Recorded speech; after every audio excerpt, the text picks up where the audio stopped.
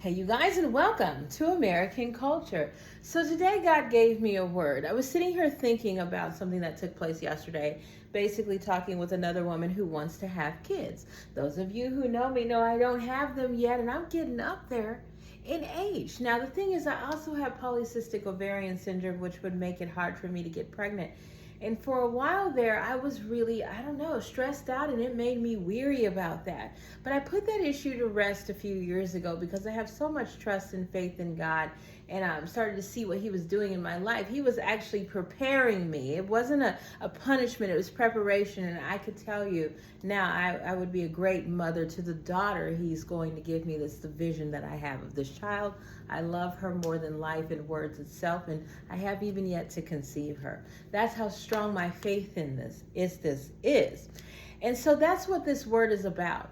A lot of times when we look at the scripture, those of you who are weary, come to me and you will find rest. We all know that. I can't really quote you what book and all that other stuff.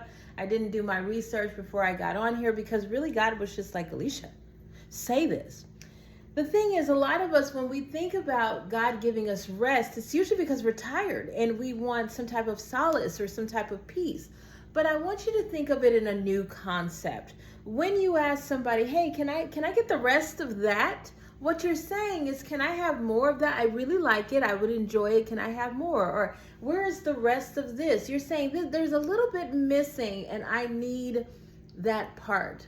And so when God is saying, those of you who are weary, or saying you can find rest in me, He's not just talking about peace and solace or even shelter. He's saying the missing piece, the more you've been looking for, is me.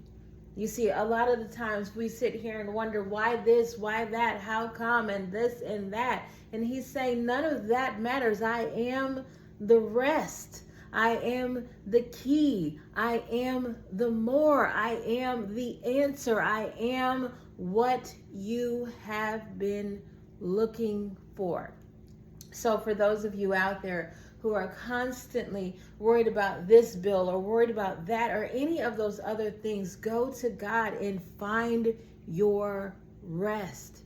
If you are missing this month's rent payment, go to God and find your rest. He will direct you to where you need to go. If you are feeling weary about how come this isn't happening, go to God and find your answer. He will give it to you in prayer and supplication. I promise you this, it happens over and over again. He will not just leave you there hanging.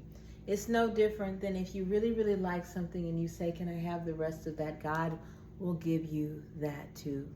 He will give you the thing that you have been desiring to satisfy you. Now, in some cases, like in mine, I don't expect Him to plop a child out of the air and make that happen for me. But He did give me words that made me comfortable in knowing that, yeah, it'll come through in His due time. It will. And that's the same answer that I give to anybody that asks me, why not the kids? There's nothing wrong with me, and there's nothing wrong with any woman out there that doesn't have the children yet. It is just not our time. And I got that by taking all of these issues and all of these problems to God and Him giving me the rest that I needed. Alicia, it's not your time yet.